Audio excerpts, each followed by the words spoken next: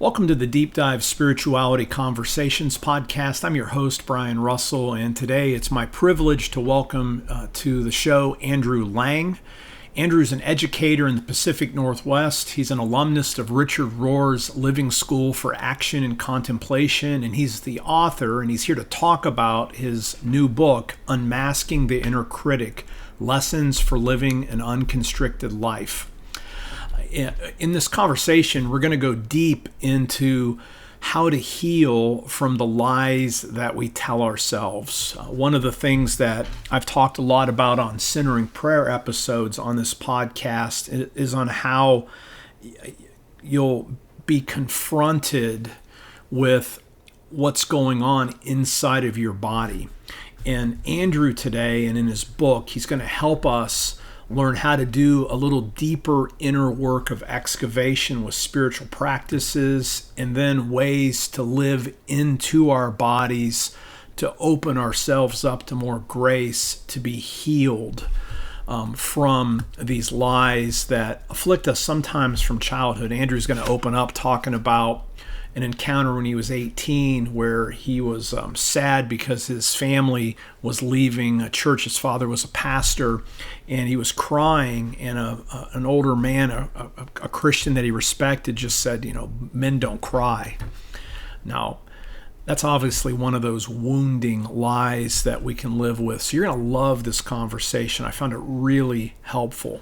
Before we jump in, let me remind you, if you're interested in going a little deeper in centering prayer and contemplative spirituality, I invite you to subscribe to this podcast. If you'd like to be invited to centering prayer workshops that I hold for free every month, or receive some more information, sign up at centeringprayerbook.com.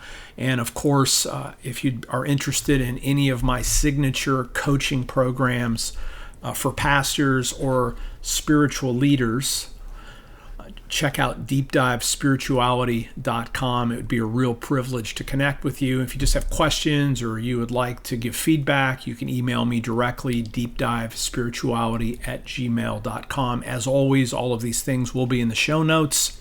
Let's jump into the conversation that I had with Andrew about his new book, Unmasking the Inner Critic. Welcome, Andrew, to the show. It's so great to have you on today. Super good to be here. Yeah, congratulations on publishing your new book, Unmasking the Inner Critic, Lessons for Living an Unconstricted Life. Would you just share briefly your spiritual journey and again, I guess, broad brushstrokes that have brought you to the learning that went into this book, and talk about a little bit about why you wrote the book, if you would? Yeah, totally. So I grew up Progressive United Methodist, and up here in the Seattle area. And I think one of the big stories, and I can stay as brief as I can, one of the big stories that I think set my entire life trajectory in motion was at 18, we were shifting out of the parish that we were in, out of the church that we were in. And so we're at this final service, and there was this powerful moment where everyone was giving testimony. We had been there 10 years. So everyone was sharing these stories of what did it mean to grow with our family over the 10 years? What did it mean to watch us grow over the 10 years? It was just beautiful. And so I was absolutely bawling my eyes out. I'm sitting there at 18 in the midst of this massive transition anyway, from high school to college, and also spiritual community. And so I'm crying, and the service wraps up, and this guy who had been at the church, I think, since he was a child, so he's an old timer in that community, he comes striding across the room, 6'3", 6'4", very tall man. He comes over, he puts his hand on my shoulder, and he looks me dead in the eye, and he says, "Men don't cry." And I think in that moment, first, like that is, for an 18-year-old, to be told in a high intensity moment, don't trust your body, don't trust your emotions, what you're doing is wrong, you're not a man, right? That was an emasculation, right? To be told that, I think what I was processing is, if this is what an entire lifetime of spiritual development leads to, I don't need it. Or at least this isn't it. And that really set my spiritual journey up. I spent a couple of years just completely removed from certainly traditional religious spaces, and I think removed from any connection with my own sense of spirituality as well. And what brought me kind of back towards my own inner experience of spirituality was my brother and I sat down at one point and we just said, what would it look like? We're longing for a community that has depth. What would that look like? And we didn't have any language for it at the time, but we said more silence, time to think, time to let our bodies feel what our bodies feel, right? Time to settle. I think that was our actual language. It would look like reading small bits of wisdom and processing those small bits. And what it really turned into was kind of a contemplative space, actually a fully contemplative space. We didn't have that language for it at the time. And that pushed me for the next, it's now been 10 years since we started. We started a community in Seattle. It's now been 10 years since then. And that has really informed so much of my spirituality, of finding the sense of the divine within me so that I can then feel the resonance of it around me. And then helping people to begin unlayering the stuff that we put on top of ourselves that keep us from that resonance or keep us from that connection with the divine all around us. That's pretty broad strokes, but No, that's great. I mean, I love that opening story. It was just such an odd thing sort of to say, because you could imagine at goodbyes that people would get teary eyed. But it's interesting also that you interpreted, kind of what he said. It's so powerfully. So did you have language for that at the time, or has it just been a retrospect? You realized that was one of these, I don't know, it's one of those zinger lines that'll just spin around in your head that you have to then, what would you say, sort of do an exorcism on? oh my God. Yeah. So at the time I knew it was wrong. Like I knew at the time, this is wrong, not culturally wrong. This is wrong to my experience. I just had this like embodied feeling of like, no, I think what I'm doing right now is okay. And that was confirmed by, there were other people in the space that like whisked Dale away very quickly. um, Okay. but Yeah. so I think I knew that. But you know what it really twisted in me was it twisted this question of, well, I just had an older man tell me essentially I'm not a man if I cry. And so what does it mean to be a man? What is the spirituality of masculinity? What's the spirituality of manhood? And just what does it mean? And that was for a few years, for several years, I've been involved in a men's group and what we generally consider men's work. And so much of it is around understanding that so many men have been taught that our worth is in the towers we build for ourselves. And no matter what our age is, and at a certain point of our life, that's important. Mm-hmm. I recognize that at this point in my life, it was here's another story. It was a very humbling moment. I have always wanted to be older than I think I am. And so I had this image that, oh, my tower is already built. I'm actually in the other stage of life. I now get to tear it down and say, I don't need this. All is with the wind. And it was a big moment for me to recognize, no, I'm actually in my tower building phase, and that's healthy. And to build my tower knowing that at some point in my life, and to keep open and curious, because at some point in my life I'm going to recognize that the tower I've built is not the tower, is not the worth I have, so that I can build a tower that's flexible and ready to come back down. So I think that's been a part of my story as well. No, I really like that. I mean, I know you got to work with like Richard Rohr and his group, and he has. I mean, it's just interesting. My wife and I mean, it's one of my favorite books is Falling Upwards, Spirituality for 2 Halves of Life, and we literally, my wife and I mean, I've read it like 3 times, but we listened to an audiobook just finished about a week ago in February 2023 when we're talking, and I love that model, and in a sense, you've a lot of these constrictions that you name, these inner critic pieces, these are those voices that at some level give some people it's the kick or the drive. It's the thing that we run from so that we can sort of build the container. And I think one of the cool things, I mean, I'm on the other side of this thing at some level. I'm in my 50s now. And I built a pretty good container, but it pretty took kick the crap out of myself to be able to do it. And, I'm in this mellowing out stage now. So I can, like I always joke, say, well, sometimes the purpose of your life is to be a warning to other people. And so say that with a smile, but what I really like is that you're a younger man still. And you've already kind of detected this piece early on. So how open are you finding, I don't know, emerging generations to the work that goes into deconstructing how we were raised, stuff that a coach said, or your dad, or your mom, or what? Because that's where these tapes come from. I mean, no kid generates these tapes. At least I don't think they do. So, like, what do you? How would you respond? So in the book, I talk about these constrictions and just some examples of constrictions. I'm not good enough. I'm not lovable. I'm not in control. There's these stories we tell ourselves about ourselves. The thing that's important about them is that when, what you just said, no kid comes up with them on their own.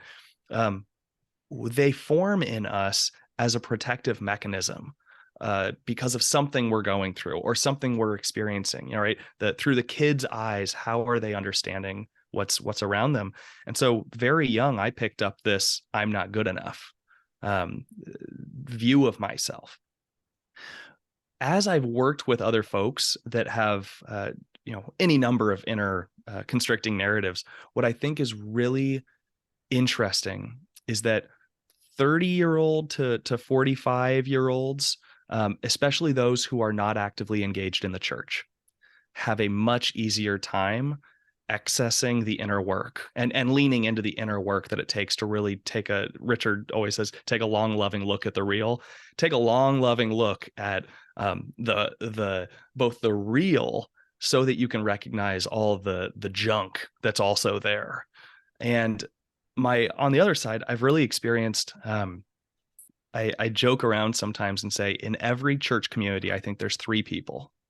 I think there's three people that are open and curious enough and like deeply yearning for depth, for an experience of depth, because there's something in their bodies resonating. There's something that is reverberating through them. Howard Thurman talks about the sound of the genuine.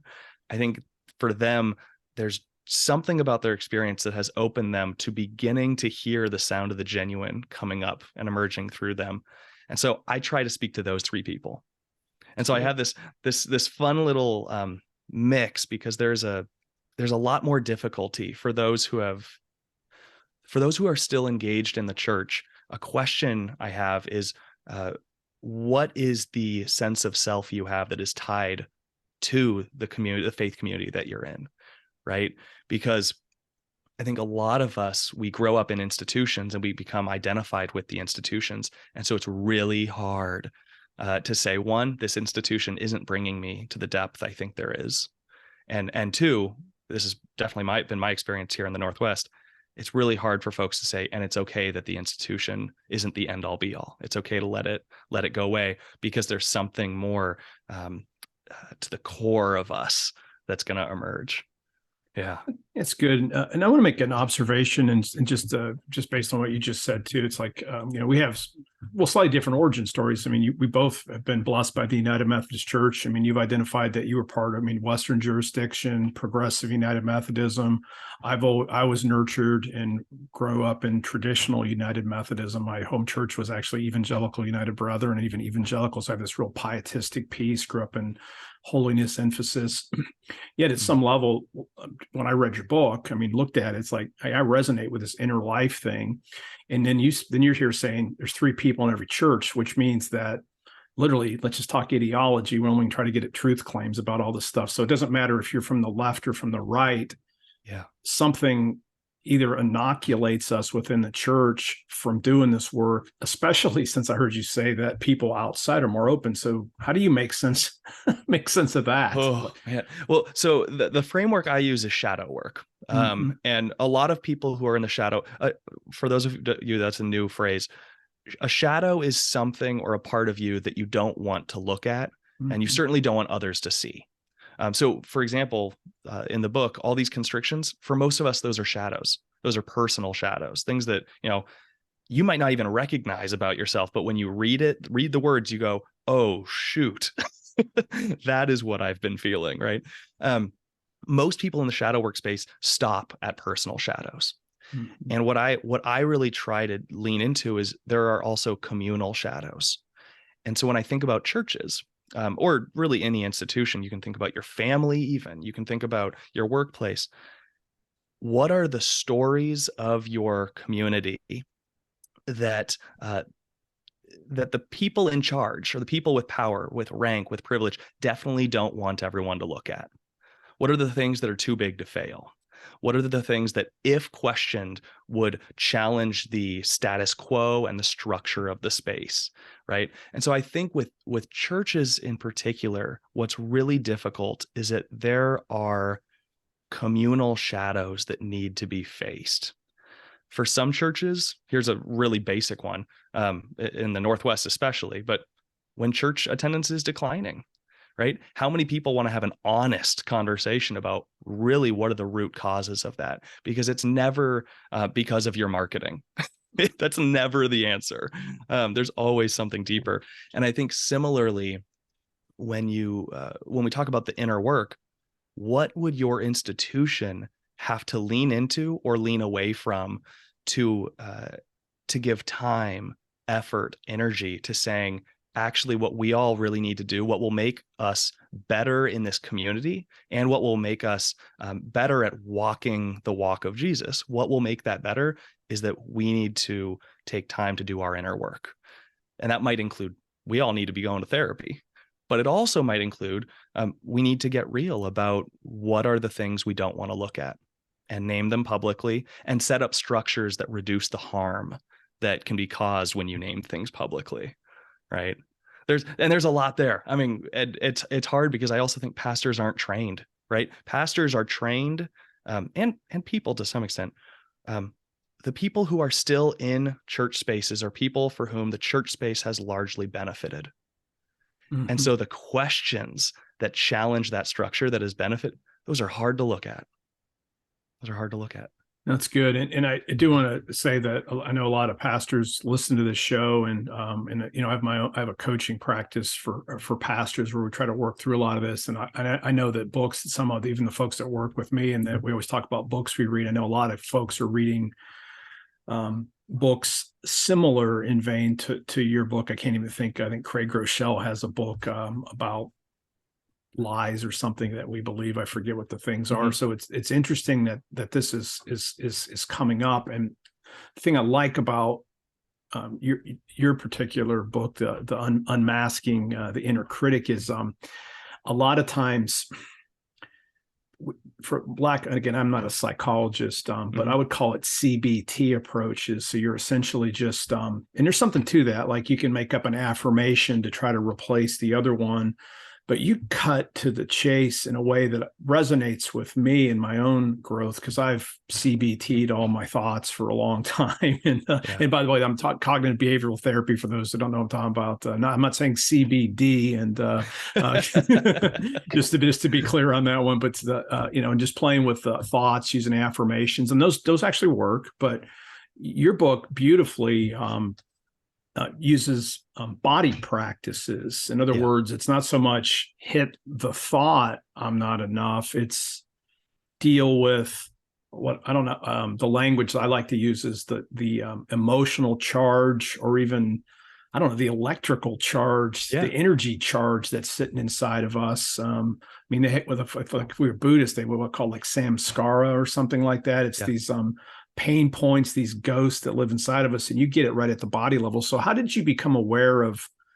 I mean, literally, the importance of the body over against just thinking the right things.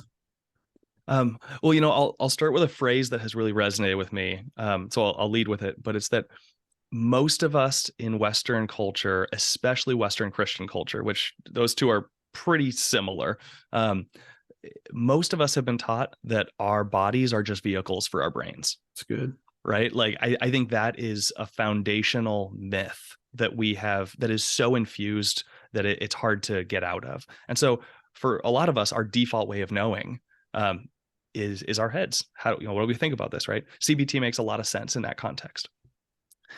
And Think about when you walk down a street and you see something that is scary or challenges your status quo, your point of view, your physical health, right? Anything that makes it puts you on edge a little bit. Notice that your body reacts before your brain starts cognitively thinking through, right? Your muscles tense up before your brain goes, you're in trouble, right? Our bodies, it's that reptilian piece, right? Our bodies have a protective mechanism that goes into effect. And so when we talk about somatics, so much of the purpose of somatic therapy, for example, and so much of what I try to get at in this book is that in working with our constrictions, those constricting narratives, it's not enough to just journal about it. Although, like, I literally give journaling prompts and journaling space in the book. So it's a huge part, but it's not enough, because what makes, when I think about myself, I'm not good enough. I know where that constriction impacts me in my body. It's my lower back and it's my shoulders. My muscles tense up. Or when I feel like I'm not in control, where does that show up? My muscles in my upper back. And so part of the work is the awareness that your body has wisdom for you. Your body is actively communicating. And that's something the church is like woefully not touching, like by and large, from what I have experienced, is how do we trust our bodies? And here's a simple practice, or it's not really a practice, it's kind of a daily thing that I do. Whenever I feel my shoulder muscles tighten up, I ask myself, what am I trying to control right now? It's good. Because literally 100% of the time, there will be an answer. And I think that tells me, oh, my body is trying so hard to communicate something to me. I need to begin to tune in to its language. So that's part of that work as well. And there's kind of an irony with that, because again, I 100% resonate with what you just said. Find it super helpful, and in a sense, the antidote for these things is actually a Christian concept, which is called surrender, right? Yeah. Yes. Yes. So, but the irony is kind of theologically, you named it. There's a, I guess there's a nervousness. It's almost a Gnosticism, even though the church will throw Gnostic at other people, but to me, the Gnostics actually understood their bodies. It's the Orthodox folks didn't. And then they throw the label on the other folks. And again, I'm not arguing for heterodoxy on the podcast, or just making an observation, in that a lot of traditional Christianity has tried to, it's actually been afraid of the body at some level and then suppress things. Yeah. So there's a theological problem. And I guess it's on the both progressive and the more evangelical sides that doesn't know what to actually do with the body. So I don't know. That wasn't really a question, but how would you just respond to that? You know, the biggest thing I think of is when we get into community spaces, there's almost always a mechanism of control. And I think it's a lot easier to control bodies when you control minds. And so when we think about the institutional church over the past, 1500 years, 1700 years, when we think about the institutional church as once it took over empire building, right? It became a power structure that was there for the support and continuation of itself. And so when I look around at the theologies in front of me and I see the body is missing, I think at some point, this institution and our theological basis, the default theology you'll find in most churches, conservative all the way to progressive, there are some basic building blocks of Christian theology that are basically unquestioned. One example is pretty much every church you go to, you'll see the word Lord used, right? Kind of this feudalistic language that has never been shifted or changed much. And so when I look around and I see that, I think about the power structure of, it is easier to get people in line with a theology. It's easier to get people to keep coming to church afraid for their souls, or for whatever reason, if they believe things intellectually and are then told in those spaces, don't trust your body, right? Trust your mind, trust the people in front of you, trust the priest. And by the way, the priest is going to speak a language you can't even understand, right? And so I think it's power. I think when we shut down people's ability to trust their own guts, to trust their own bodies, then there's a group of people that then can have a lot more power. And a personal experience of this, all you got to do is go to ultra fundamentalist conservative spaces and listen to what they teach about women, and to listen to what they teach about a woman's place. And I'm putting air quotes, right? There's so much rejection of the intuitive, so much rejection of trusting your body, so much rejection of recognizing that what you're going through is wrong, right? Recognizing patriarchy in those spaces. And if you teach a person to not trust themselves, then what's left is that they'll trust you.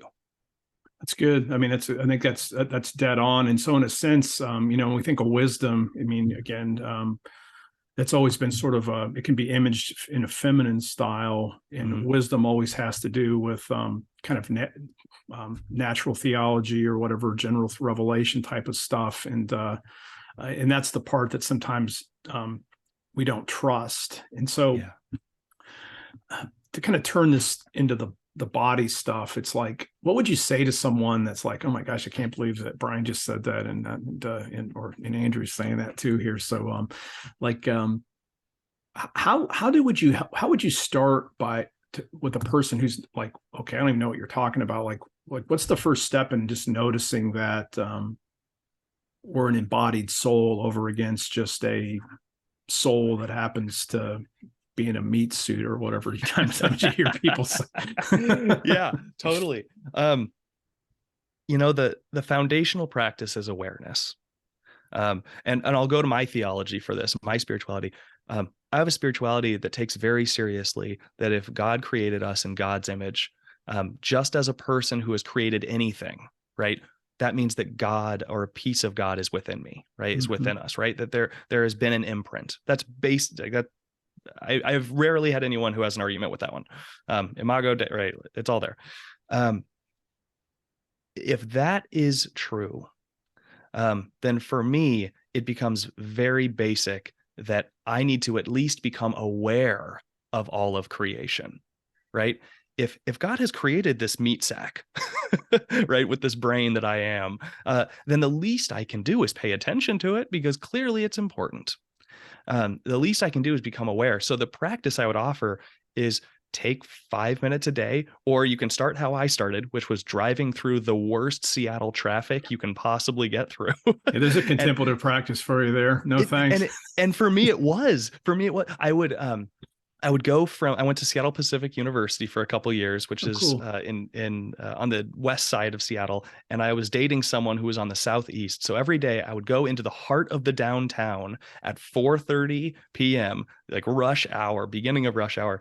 And I would go through the Mercer Mess, as it was called, just stop and go, and cars doing the most terrible things you've ever seen. And what my spiritual practice became is, as I'm going, and I was pretty pissed for the most time, right? But what my spiritual practice became is when I felt myself getting angry, right? So awareness of the body, and there's nowhere I can go, right? I'm trapped. I'm in this car. Awareness of the body, I'm angry, and then look around and I would begin to tell stories. I wonder if, right, the act of curiosity, I wonder if that person's acting like that because they're needing to get to the hospital.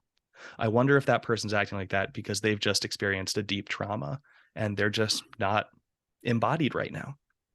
And so it was a contemplative practice for me that I would offer, is take 5 minutes a day, or just make it part of your practice. I have a bunch of little rocks next to me right now, and I sometimes keep them in a jeans pocket. And every time I'll touch it, I'll say, what's my body feeling right now? And I'll think through the muscle groups that are most likely to get tense. So for me, it's I clench my jaw, shoulders definitely, lower back, and then I get knee pain, and it's like the muscles around my knees.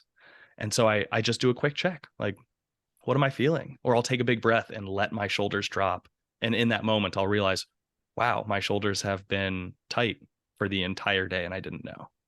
So I think for a person who's starting, awareness of your body, and then begin to use your brain, right? What's going on? Why have my shoulders been like that? What have I just been going through? So start to become aware of yourself and your surroundings, because that's where God's going to show up. That's where God already is. And if you can pay attention to right here, you can begin to tune into that better.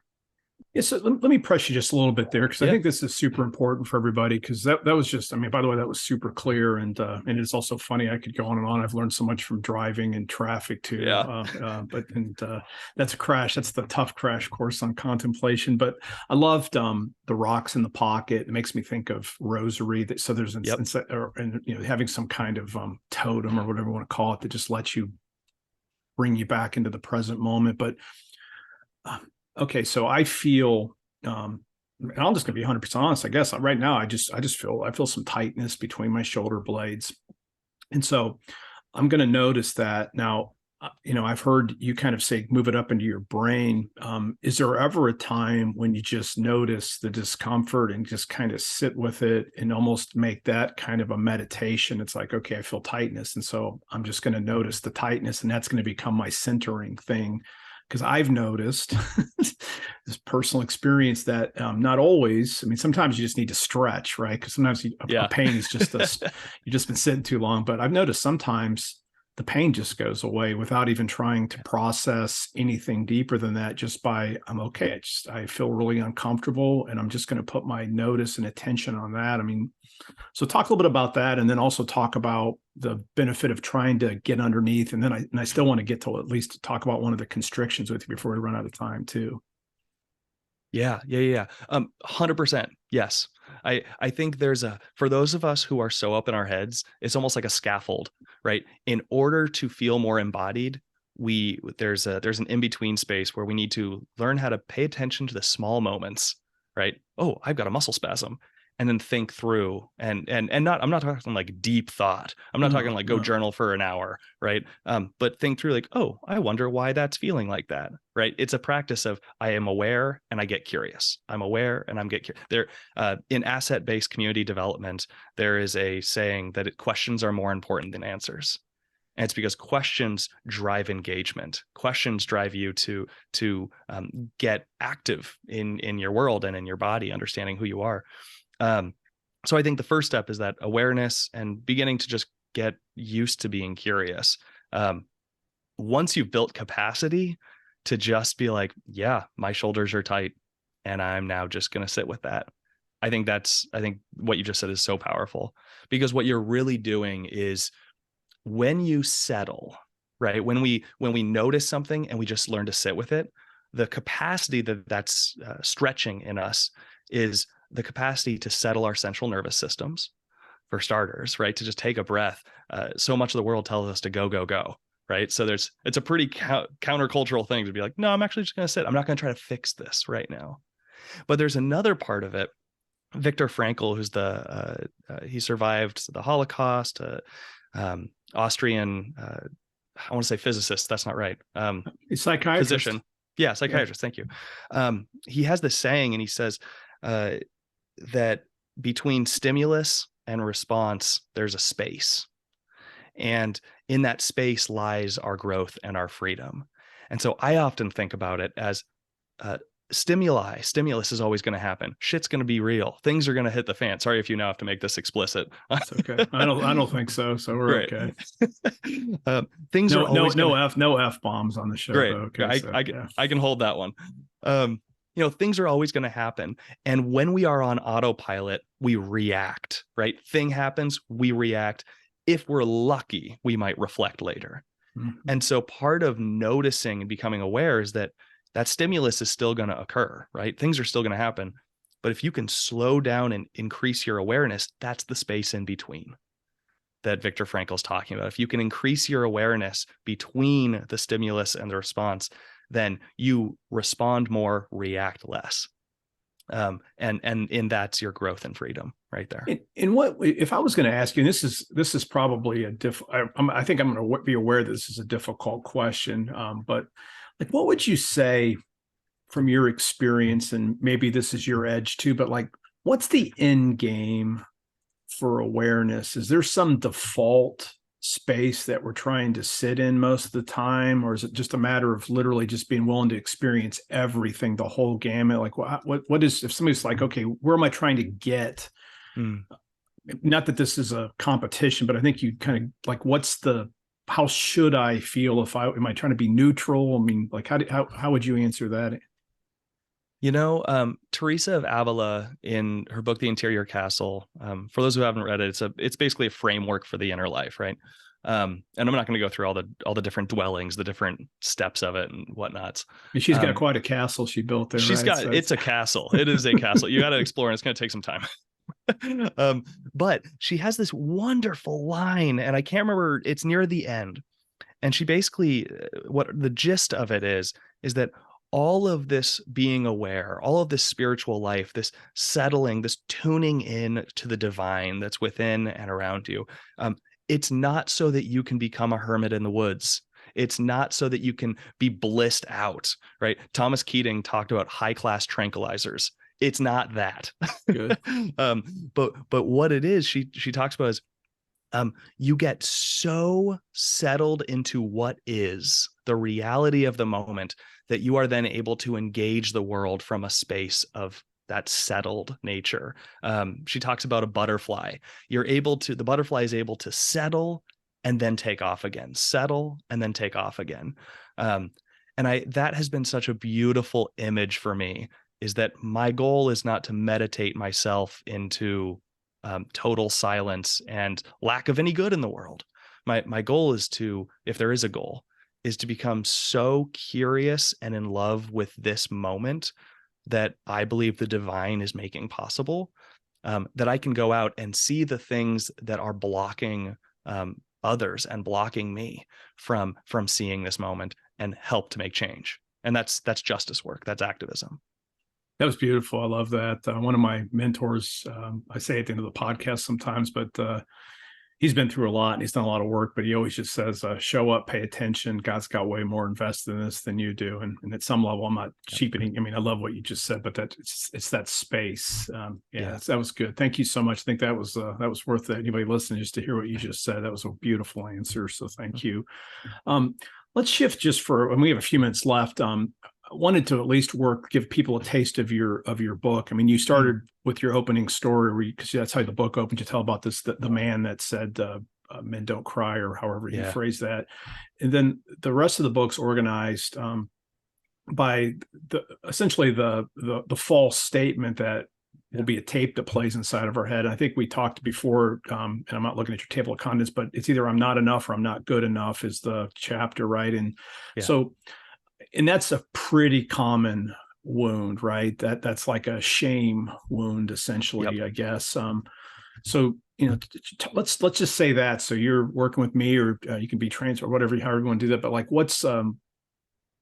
I know that's true. I don't feel like I'm good enough. So kind of walk everybody through that, maybe the body practice or how you would counsel someone to begin to open up to a little bit more grace in their lives. Yeah.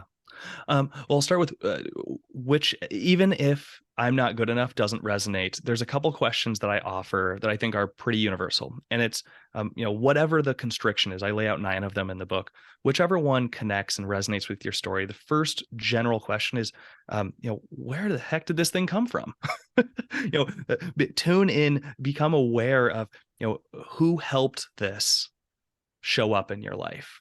And I originally was asking, who caused this? And then I backed off that because this isn't about cause. And so much of that question is loaded with shame and guilt and anger and blame.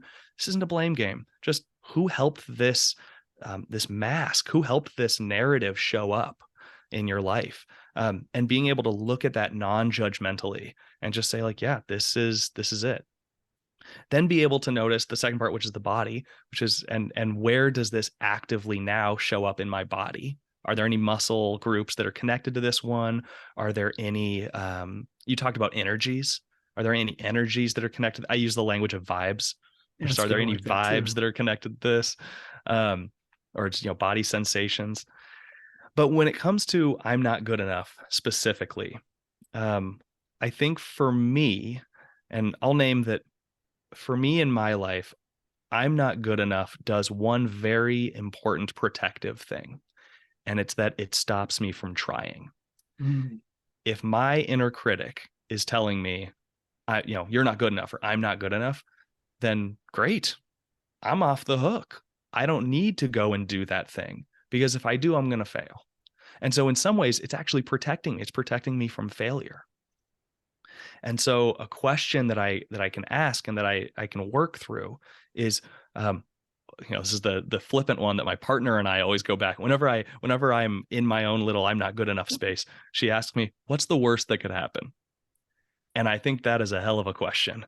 And I use the word hell very specifically there, because I think the fear of failing is a type of hell. To be in the space where you want something, but you're so internally afraid of what going for that thing might mean, that's a special kind of hell. Um, and so I think that's a question of, what's the worst case scenario here? And then being able to work through, and this is going to be different for everyone. What I have seen is, for some, make a kind of a checklist, right? What are the things that I have control of, or some semblance of control, that will help me bite size my way to doing something that I don't feel good enough to do? And this is to borrow what you said, I think a lot of the work is sitting with that narrative of I'm not good enough, and asking over time, this takes a long time, but asking, and is that true? It is, what data points in my life do I have? What are the successes? And I don't mean success as like meritocracy, capitalism success. I'm talking like, what are the small little moments where I realize my worth is not connected to my doings? How many people do I have in my life that will smile at me, that will say hello, that care about me, that care for me? Because all of those little data points begin to break down the narrative. Yeah. It's good. And it sounds like, I mean, have you read some like Stoics at all, like Seneca and stuff? Because it's Yeah. because they do that. That sounds like you went Stoic on me there for a minute, and Yep. like you have Seneca that is this the thing that I feared? So I dress poor and eat bad food and everything. So I get used to not being afraid of the failure, or even the control or not control. Yeah.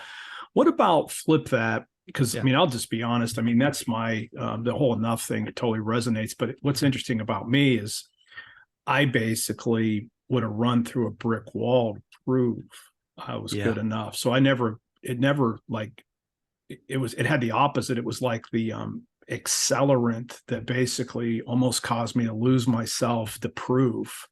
And I do agree. Some people you can get pushed down, but other people become the, Yep. I mean, you would have liked me. It wasn't like I was mean or anything, but driven.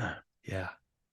So let's flip the question then. Yeah. What are the things you've done in your life that that have been explicitly to deem yourself worthy? Yeah, Right. everything. Right. And I think that's, yeah, I mean, I think that's, there's a story, and we've all heard it. It's the myth of Icarus. Right. And how it's usually told. I've, been a high school teacher for a bunch of years. A couple of years I taught it. And I read it for the first time, and I realized, oh my God, there's a part of this no one talks about. The myth of Icarus, the general gist of it is, don't fly too high. Right. Don't get too close to the sun, because your wings will melt and you'll fall to the abyss. Well, the other part that was told in there is, and don't fly too low, because if you fly too low, your wings will over the ocean, right? They're trying to escape the island. Don't fly too low, because your wings will get wetted and matted by the water, and you'll fall to your abyss. And so, to what you just said, I think we take these narratives in different directions, and yet the questions can so often be the same as, and what have you done to either overcorrect or undercorrect, or sit within that, and becoming aware of them, and then turning it into the future. And this is the imaginal, right? The imagination. In the future, can I prepare myself with a soft gentleness to try to do something different? I might fail at that, and it's fine, because that's the point, right? But how can I have a question of how can we see the world with soft eyes? How can we see ourselves with soft eyes and know that the best we can do is try to step out into the world with a little bit less constriction and a little bit more openness and curiosity?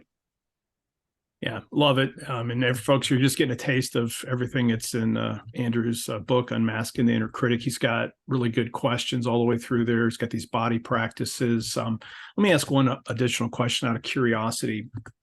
Okay, because you're still Christian. You have spirituality and stuff. Yeah. So at some point, grace kicks in. Yeah. And that's the thing. I mean, we're not just trying to like redo tapes and stuff, because I mean, the fact of the matter is nobody's getting out of this thing alive, and we all need grace, no matter if we sit with discomfort or not. So, how have you found that doing these bodied experiences have allowed you to grow? Had more have experienced grace in a way that opens your heart up to love God, love neighbor, and love yourself, in increasing ways. Because I mean, to me, that's the end game of all this stuff. Yeah. I just was writing about this a couple days ago, and it is in the book, or it's based on it. The word that really jumps out at me is love. Mm-hmm. We have so often been taught that love is a commodity that we give and take and receive, right? And all of our music, all of our hymns, all like so much is this commodity based love. And I think there is a place for this idea of, the English language is limited. Um, my reframe that has really helped me is, uh, what if at my very core is love? Right? If we take seriously that God is love line and God created me, then what if I am a little part of that? What if I have a love nature at my very core? That means, if that's true, that so much of my awareness, so much of all of my work, all this inner work is about how do I step out in the world with that love nature being the core part of my identity, so that I can invite other people, not through my words, but the way I walk, the way that love nature manifests, shows up, emerges, right? How can I invite other people to have the resonance of, oh, that might be in me too? Um, Not in a converting way, right? But just in a like, let's make our communities better.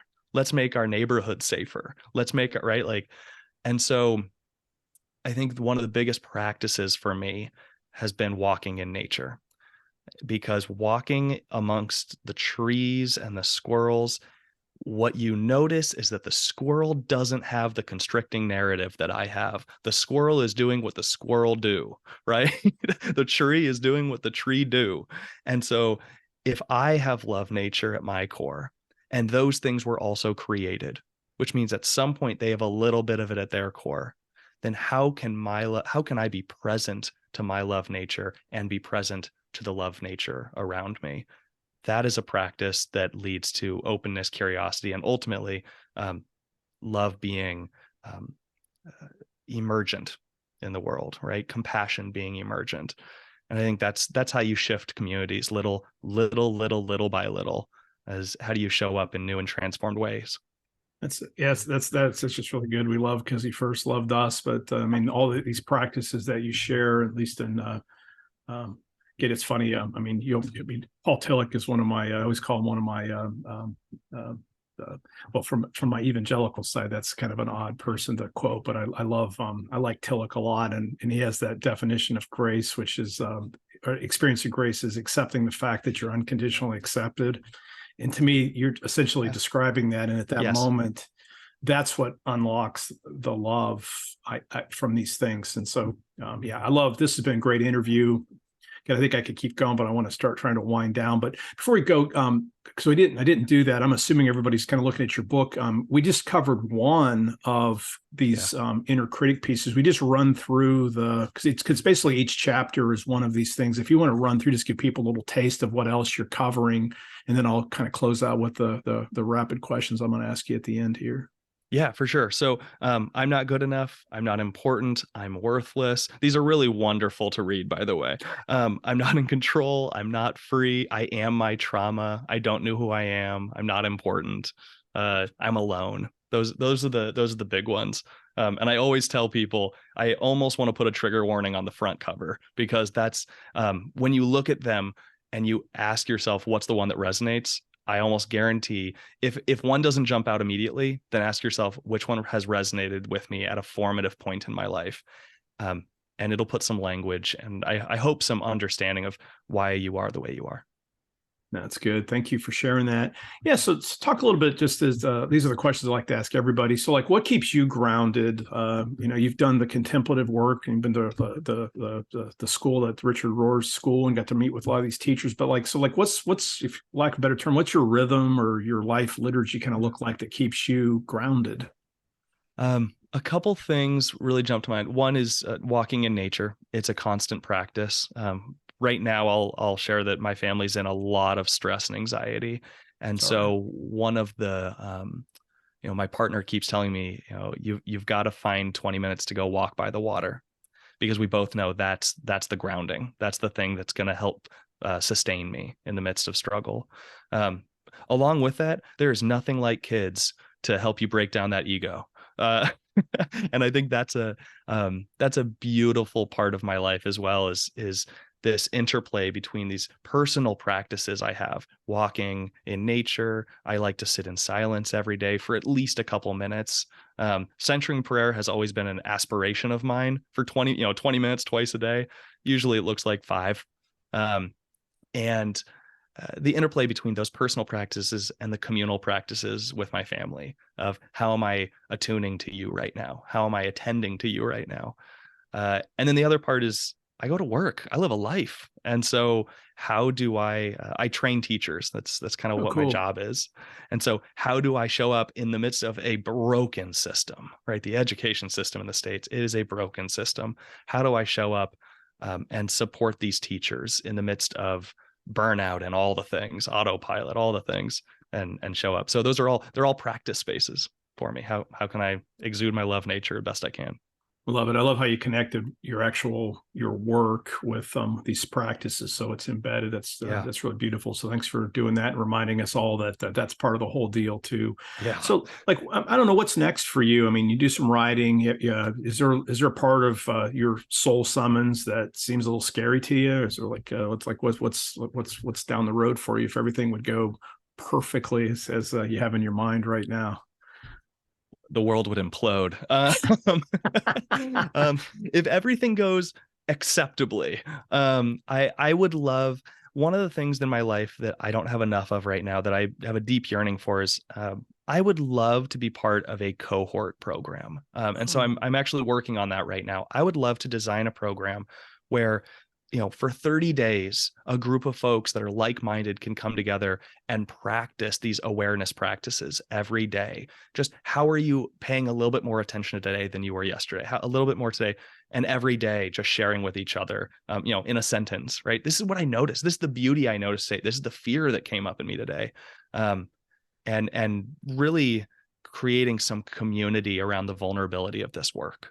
I think that is something that I'm excited for. I am scared by. I hope might be a thing, and totally might not. I'm kind of holding it all pretty gently right now. Yeah. Well, I love it. Please reach out if you ever do such a thing. That sounds really good. Just Yeah. encouraging that. So I think there's space for that, but that's Yeah. good. Thanks for being vulnerable about that in your dream. Yeah.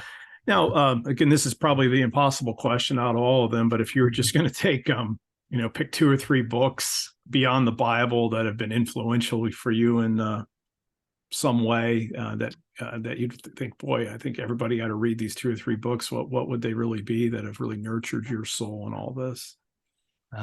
Okay, so two of them are easy. Okay, good. We've already mentioned Richard Rohr a couple times. Yeah, which books do you like the best by Rohr? I mean, just This is all of them. yeah, this is the funny one. So this is the funny one. Everyone talks about Falling Upward, and I will 100% put a check mark. Like, that is a phenomenal book. It has been so foundational for me. The one that really struck me was Immortal Diamond. Yeah, I've read that And one too. It's good. yeah, it's a good one, and it's a good one. I'll speak to myself at the time I read it. It was a good one for a person who is sitting on this line of, do I even want to stay in the church? Do I want to stay with this Christian story and set of narratives that I have?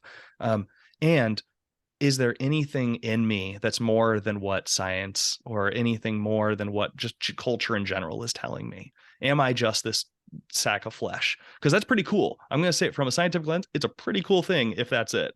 Like, totally worthy. And is there something deeper and different than that? So Immortal Diamond is definitely one of them. The second one is Wild Mercy by Mirabai Starr. Mhm. I think the tagline is wild mercy, living the fierce and tender wisdom of the women mystics.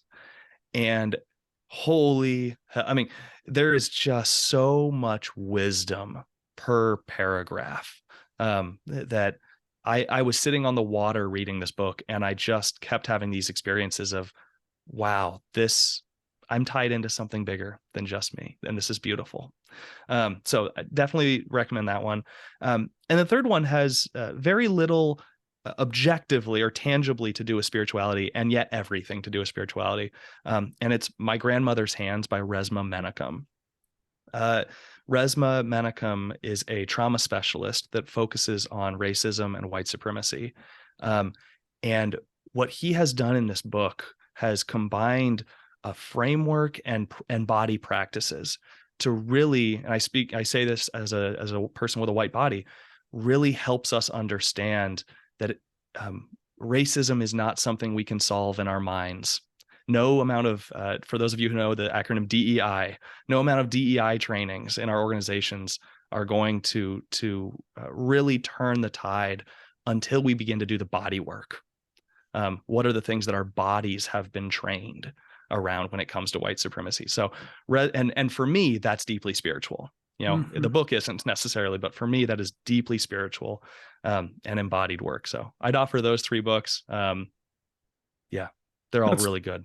No, that's really good, and I'm not familiar with the second two, but they both of those sound really good. And yeah, and I think it sounds like the last book is on trauma, essentially. Then, right? Yeah. Is that so? I mean, yeah, and I think I would put. I mean, I'm not going to argue with you because it's not worth it. But it's like I think trauma is spiritual, and I think it's the piece that's the new stuff that's coming out from psychology that I think pastors need to pay attention to, because that's the hole in our gospel, because most of us haven't been trained to process that. And it's nothing against, we're not saying anything bad about Jesus or the Holy Spirit or what God can do in our lives, but there's trauma layers that essentially, to me, block off our ability for the grace to actually come in. And so I always recommend Body Keeps the Score. I love Gabor Mate. I don't know if you've seen his stuff. So good. Yes. And these aren't Christian people, but who cares? I mean, this is spiritual stuff, and they're on to something. And so I just, thanks for raising that attention and connecting it with like the racial justice work that has to be happened. It's not just, oh, I'm a racist because I'm a white guy. It's like, we need to get this body stuff worked out and help folks with trauma.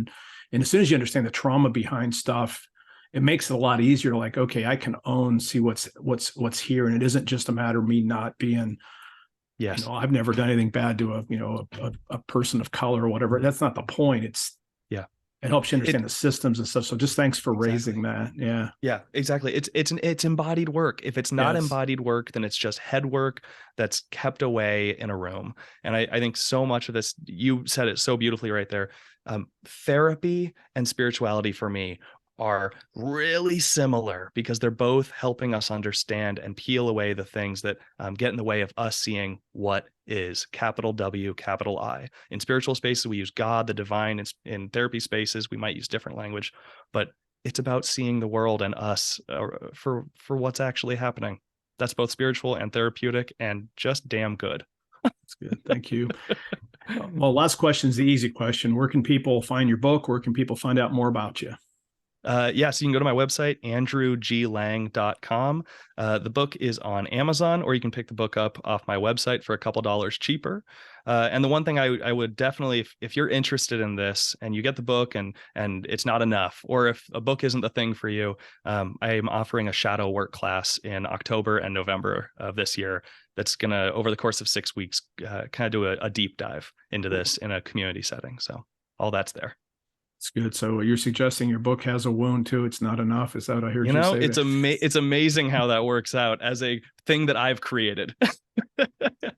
Just teasing. I love it. I think the shadow work is so good too. Hey, this has been an absolute joy for me. It's helped me personally. I appreciate you for noticing this, even that moment when you were 18 and you can look back, noticing that. I don't know how long it took for you to process it, but then putting together such a really helpful resource for people. Again, thanks for being faithful to your calling, and we wish you really well. And thank you for being my guest today, Andrew. Thank you so much. It's been awesome to be here. Easy conversation. Well, good. And well, everyone, thanks for listening all the way to the end. And until next time, live by faith, be known by love, and be a voice of hope in the world. Amen.